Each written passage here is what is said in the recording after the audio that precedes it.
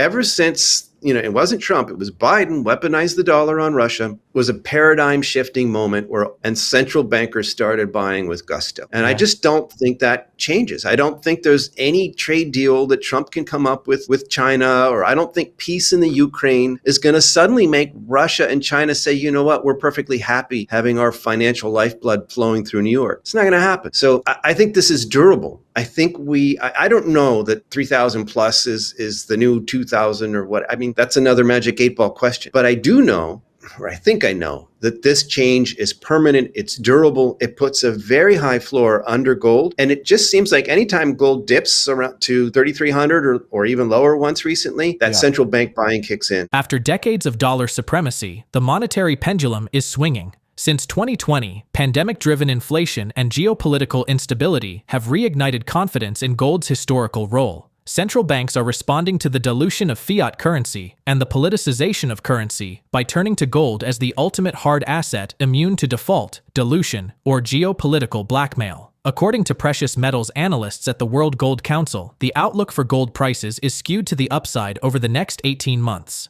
With a background in finance, global expert Lobo Tiggre points to World Gold Council data showing a big gap between reported and estimated central bank gold buys. He suggests some banks may be buying discreetly in local markets using local currencies. Concurrently, Tiggre emphasizes a major shift in gold market dynamics, triggered by the weaponization of the US dollar under the Biden administration. Nieuwenhuijs, gold analyst at Money Metals, told MarketWatch about unreported purchases by central banks. Nieuwenhuijs noted that China is importing significantly more gold than what is publicly sold through the Shanghai Gold Exchange or disclosed by industry insiders. Nieuwenhuijs believes the PBOC in reality held 5,065 metric tons of gold at the end of 2024, more than double the 2,280 metric tons reported by the central bank, according to WGC data. Looking at major fundamentals, Tiggre notes that despite gold surpassing $3,000, he's not expecting a sharp correction due to strong central bank demand. Regarding the trends in precious metals, Tiggre notes that silver's surge mirrors gains in other precious metals, such as platinum and palladium. He highlights China's record solar installations as a key driver of silver demand. If this trend continues, it could support a longer-lasting silver rally. The top 3 producing countries, Mexico, Peru, and China, account for over half of global output. China's dominance in solar manufacturing, which produces over 80% of the world's solar panels, creates a significant concentration of silver demand. Before we dive into Lobo Tiggre's sharp insights from his latest interview, make sure to hit that subscribe button and tap the bell icon so you never miss a moment when truth meets the market. Let's get into it. Another thing that the World Gold Council put out, I think it was a month or so ago, they put out charts of an estimate they were making, and I'm not sure what they were basing this on, whether it was import-export logs or how they estimated this, but they had a chart showing central bank declared gold purchases versus central bank estimated gold purchases. Right. And for some of the big buyers, the estimated gold purchases were on the order of like twice as much as their officially declared purchases. Surprise. So now, but put these things together, like how could that be? How could they buy so much and nobody would notice or it wouldn't move the market more? Well, maybe this new news that we're getting about buying on the local markets in local currencies explains it. That's how they can do this without blowing up the whole market. And you might say, well, gee, as a gold bug or a gold stock speculator, I want them to blow up the market. I want prices to go to the moon. But, Mr. Market doesn't care what we want. Important takeaway, Jeremy, is, you look at gold over $3,000 an ounce and, any white bearded gold bug is going to say, okay, that's great. And yes, it should go to the moon, but it's not dirt cheap anymore. So, it feels like if you're buying gold or gold stocks while gold's, well north of $3,000 an ounce, it doesn't feel like buying low. And the whole idea is buy low, sell high. And I myself would be much more nervous about this. I'm the guy who gets rotten tomatoes thrown at me at the Vancouver conference or something for saying that something that's gone vertical like this is likely to correct. And the reason why I'm not sounding that kind of alarm on gold is the central bank thing that we're talking about.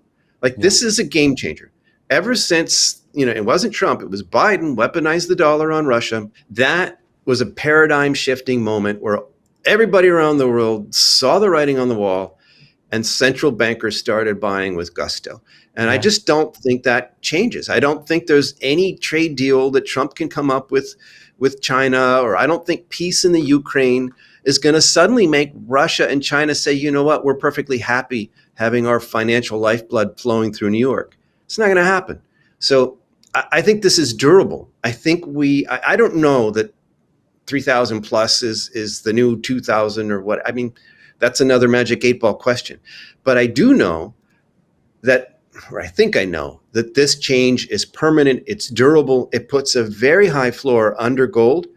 And it just seems like anytime gold dips around to 3,300 or even lower once recently, that central bank buying kicks in. It's not the Fed tweaking interest rates, or it's not, even war news. It seems to happen when there's no news. And to me, that tells me it's the central banks. So I think this is really important for the audience, because if you're nervous about buying in this space, hear me, I'm not saying chase everything at high prices. I'm just saying I think it's highly material that there's a new buyer in this space, a major buyer with very deep pockets. And I think that limits the downside risk. Well, I wouldn't say shifted my view. It was interesting to see the mood was definitely more positive. Yeah. And it's mostly gold bugs. How can you not be positive with gold over 3,000 and staying there, stubbornly staying there? But the other thing, this isn't a change in my view, but maybe the big thing that I saw that really impressed me was the number of young people, Jeremy. Mm-hmm. It wasn't just people bringing their kids. It was young people who are investing in our space. And, when I first started in this, it was a sea of silver hair in the audience. And then it was more distressing because a few years later, it was like no hair in the audience. And now there's hair in the audience of all kinds of different colors, dark hair, blonde hair, people with hair. There's younger people out there. And I think this is terrific. And I know gold bugs like to hate on cryptos and Bitcoin, and the crypto crowd likes to hate on gold bugs, so I can understand it to some degree. But one of my things is that the crypto crowd has done gold bugs this huge favor of educating not one but two entire younger generations on the foolishness of fiat, the value of real monies that can't be printed by governments. And old boomers weren't getting that message through, and the crypto crowd did. And those people who are not religious Bitcoin maxis, they're looking for anything that they can speculate on. They've been bitten by the speculation bug. They're open-minded, and they're attending conferences like Rick Rule's and Brian London's and Jay Martin's. And I see it. And I just think that's really bullish, because if we're right, but all the buyers die out, that's not so great for our markets. So it's great to see young people jumping in. Last week, President Trump announced that the United States would impose a 50% national security tariff on copper imports. Details are sparse, but Bloomberg reported that it will include all refined copper and semi-finished goods, for example, bars, rods, wires, plates, etc. Market specialist Lobo Tiggre notes that the U.S. copper price surge contrasts with weaker global prices, highlighting copper's status as a globally fungible commodity. He cautions that Trump's 50% tariff may be more of a negotiating tool than a lasting policy, and warns against assuming prices will keep rising. While bullish on copper long-term, he expects short-term volatility and is holding cash to buy on future dips. Against this backdrop, commodity traders are rushing to push final copper shipments into the U.S. ahead of President Trump's 1 August 50% import tariff. This move has created a highly profitable arbitrage opportunity, with traders netting up to $1,000 per ton by rerouting shipments originally bound for China back to the U.S., according to Bloomberg. Similarly, claims that the tariffs are designed to address China's global preeminence in copper smelting and refining, as well as Chinese-driven global copper overcapacity and Chinese control of global copper supply chains, are also questionable. Let's get back to the interview. All right, but no, there's some important things to think about here. One is, I haven't checked it before we went live here, but the last time I looked, copper in London was actually cheaper than a year ago. So this huge surge in the copper price is the U.S. copper price for obvious reasons that you just went over. Right. But copper is a globally fungible commodity. If you think about it on a weight basis, it's much more valuable than oil. We pay $60, even if you paid $100 for a barrel, it's a very large amount, whereas we're talking dollars per pound of copper. So this is not something that a price in one country will necessarily set the pace for the whole world. You know, if you're a copper miner in Peru and you contracted to sell your output to a smelter in China, do you care if the COMEX in the US is, you know, has an all-time high price? It's not going to affect you at all. So to your question, you know, you're talking about rerouting. It's interesting. There's been a bunch of front running on this. When Trump announced initially that they were looking at a copper tariff of some kind, and the copper price jumped to an all-time high in the US again, I thought it was silly. It was premature. He didn't actually announce a tariff. It was a study group. There, you know, we will think about doing something. And for the price to grow nuts on that, it just seemed overdone, and especially with the globally fungible metal angle. But now we have this 50% announcement, and it seems like those people weren't so crazy after all. And especially if you needed that copper in the US, if you're any kind of US manufacturer, builder, or intermediary metal market maker, you want that copper there. You know, they bet correctly, right? They chose wisely to get that copper in the US first. But then again, this 50%, is it really going to stick? Is it a negotiating tool? All these tariffs seem to come and go depending on, you know, the true agenda for Trump. And at some level, he has to know that we just don't have enough copper in the United States. We import 50% of the copper we consume annually. You know, all the regulatory, you know, red tape cutting, all the new mine green light giving, anything he can do, it's not going to replace all that copper.